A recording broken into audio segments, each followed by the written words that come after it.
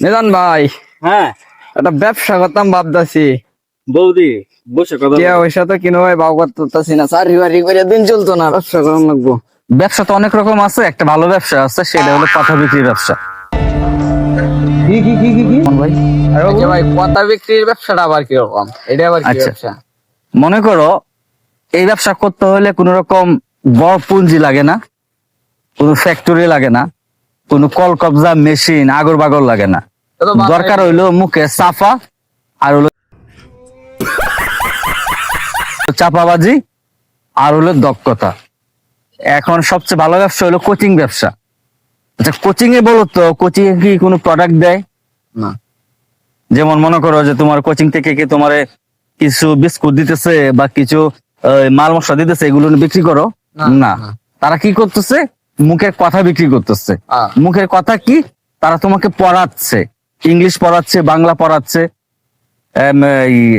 গণিত পড়াচ্ছে, physics, chemistry, biology এগুলো পড়াচ্ছে, ঠিক কিনা? ঠিক আছে।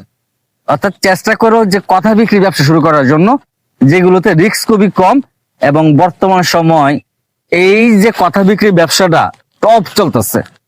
আর যদি কোনো মতো তুমি একটা সুন্দর করে এক দূরে ঠুসটাস ইংরেজি দিয়ে একটা ভিডিও বানাতে পারো, দেখবো অনেক স্পিকার আছে ইংরেজিতে কথাই কইতে পারে না, আহ। কিন্তু তারা আগে মুখস্থ করে স্ক্রিপ্ট মুখস্থ কইরা ঠুসটাস করে একদূরে ইংলিশ বলে ফেলে, হ্যালো স্টুডেন্ট, এই সেই বকচকর কইয়া দুটো ভিডিও বানায় ফেলে, একটা ভিডিও বানায় ফেসবুকে বুস্ট করে দেয়।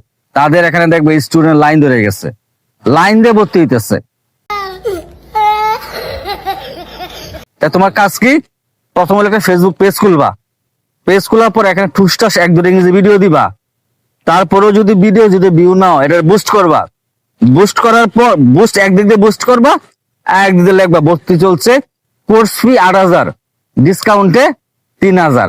অথচ জীবনে কিন্তু তুমি কিন্তু কোর্স ফি 8,000 টাকা নিছো না, এটা ফাও। হ্যাঁ। অর্থাৎ পাবলিককে বুংবাং বুঝাইয়া ভর্তি নিয়ে শুরু করবা।